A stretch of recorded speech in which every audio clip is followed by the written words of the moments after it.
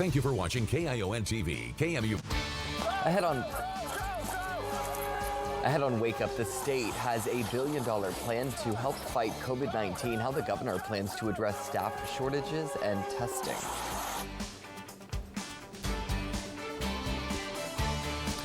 Plus, hospitals struggle to keep up with Omicron as schools prepare for more students. The measures being taken on the Central Coast for a safer return. And it's an absolutely beautiful start to the week here on the Central Coast. I'll have your full forecast. And tributes pouring for actor and comedian Bob Saget. Did they throw you out of that easy chair again? Are you tired of having to go to the bathroom outside? I would be. What we know about the circumstances surrounding his death as we take a look back on his TV career. This is Wake Up on KION News Channel 546 at 5. Good morning. It's Monday, January 10th.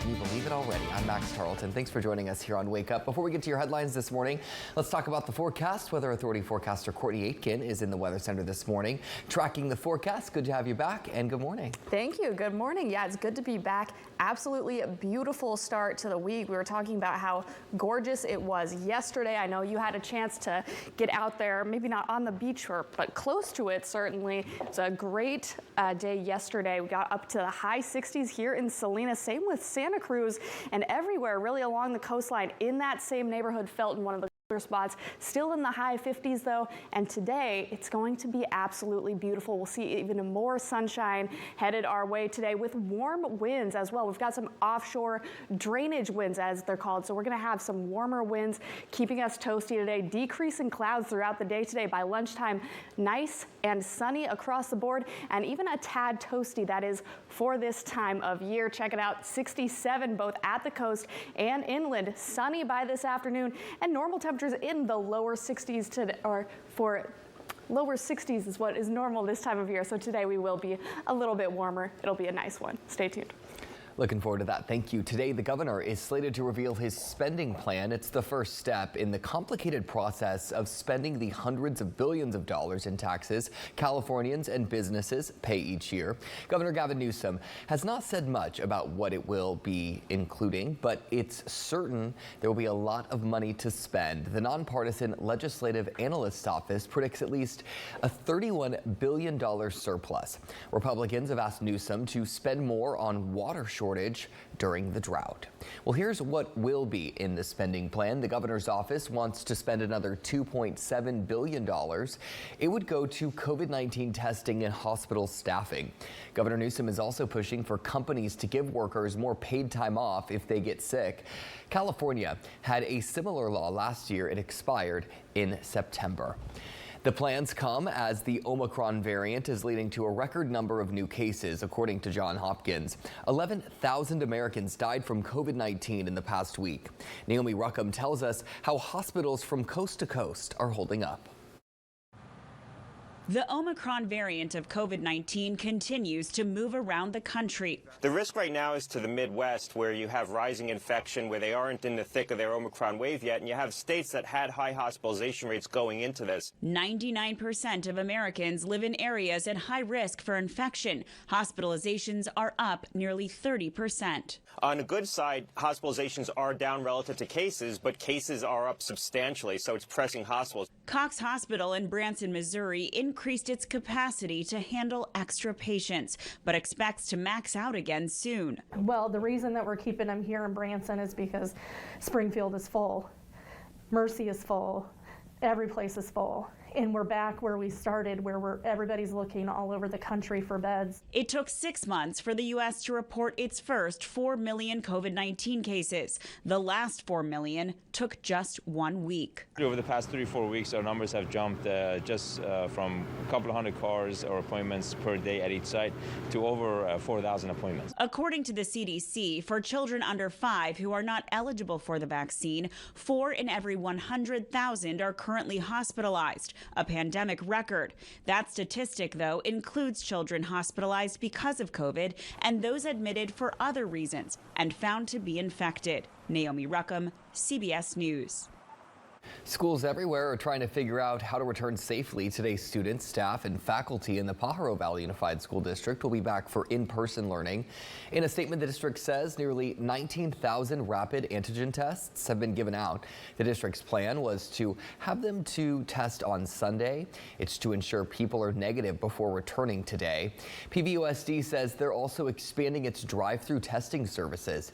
If someone tests positive, they have to quarantine for 5 days. It's been nearly 2 weeks after the winter storm battered California, but thousands are still without power in the Sierra Nevada. That means they don't have running water or heat in the middle of winter. The outages started November 26th, and heavy snow caused downed trees and power lines. PG&E says a majority of homes have their power back. Now they're working to restore power for about 7,000 people. Advocates say it's harder for people with disabilities or health issues like those who used motorized wheelchairs, ventilators, or respirators. The time now is 5:05. Let's get a check on our weather on the 5s. Courtney Aikens in the Weather Center. Happy Monday.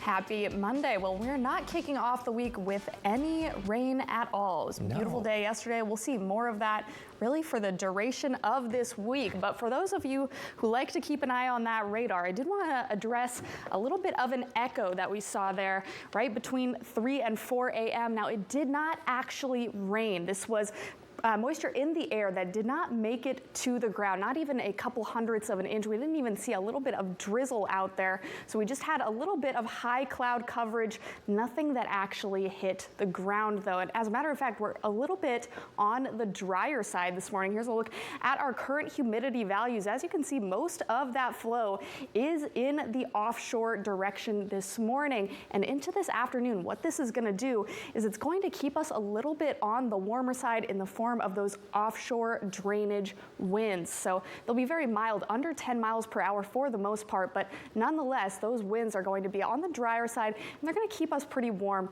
into this afternoon. Lots of sunshine as well. For now, though, a little bit of a mixed bag as for your current temperatures out there. Coolest spot's going to be Bradley, and that's right on the cusp of that freezing point, so 36 degrees, slight chance of some frost down in southern Monterey County. Max? Courtney, thank you. Well, we have a traffic alert for you now. Drivers heading north on Highway 17 today will see the left lane closed. This is just north of the Glenwood cutoff. PG&E will be working from 10 a.m. to about 1 p.m. around there. Just remember to slow down and move over for crews working in the area. A dramatic rescue caught on camera now. The intense rescue before a train slams into a single-engine plane. Take a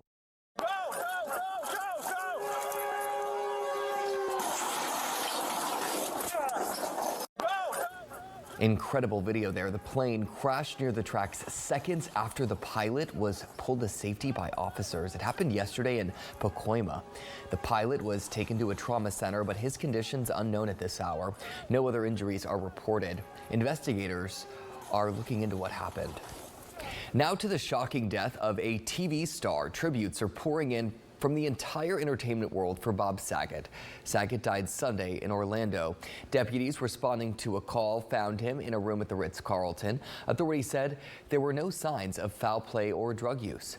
Saget was a major figure in TV for many years, endearing himself to multiple generations of fans. Reed Binion has more on his life and work. No buttered bread, and definitely no buttered Brad. Actor and comedian Bob Saget first rose to stardom playing wholesome father Danny Tanner on the ABC sitcom Full House. But his journey in television started 2 decades earlier. I moved to LA because of my dad's business when I was like 14. I would sneak into the Bob Newhart show and sneak into the Mary Tyler Moore show. I wasn't going to be in show business. But Saget was destined for show business. And next thing I knew, I was doing audience warm-up for Bosom Buddies. Saget said his big break with Full House was something of a surprise. Full House was an accident. I got fired from a job on CBS and was asked to be in Full House. While starring in Full House, Saget made a second weekly appearance in American Living Rooms, hosting another ABC hit, America's Funniest Home Videos. Did they throw you out of that easy chair again? Are you tired of having to go to the bathroom outside? I would be. That meant Saget was in 2 top 10 shows at the same time. Later in his career, he continued to work in film and television, becoming known to a new generation of sitcom fans on CBS's How I Met Your Mother, acting as narrator and the voice of the future Ted Mosby. Saget also continued his stand-up career, which included the HBO special That Ain't Right, highlighting a very R-rated style that was in stark contrast to his G-rated character on Full House. In fact, Saget performed in Jacksonville just hours before he died, tweeting that he loved the show and pointing to his upcoming dates. I'm Reed Binion reporting. And Saget was 65 years old. One of his longtime co-workers and friends, Candace Cameron Burr, took to Twitter. She says, quote, "I don't know what to say. I have no words. Bob was one of the best human beings I've ever known in my life. I loved him so much." Cameron Byrne played DJ Tanner, Saget's character's oldest daughter in the sitcom Full House. We're learning more about a deadly apartment fire in Brooklyn that killed at least 19 people. The New York City Fire Commissioner says a malfunctioning space heater sparked the fire. It was one of the city's deadliest in decades. Some 200 firefighters responded Sunday at a 19-story Bronx apartment building. Children were among the victims and dozens were injured, some critically. Tennis star Novak Djokovic gets by with his COVID-19 vaccine coming up. The pushback after a judge ruled he can stay in Australia despite protocol. Plus, hundreds of National Guards deployed in California. How they're helping at hospitals amid a surge in new COVID cases. And more children reportedly being sent to the ER. The potential dangers of legalizing recreational cannabis. And check out that warm up for your Monday. We'll get right on up into the high 60s, even 70s possible in some areas today. We'll talk more about that after the break. For now, here's a live look from Mount Toro this morning. Nice and clear out there. It'll be an easy drive into work. We'll be right back. For local stories that matter, watch KION 546. Parents, listen up. You know that teacher emailing you all the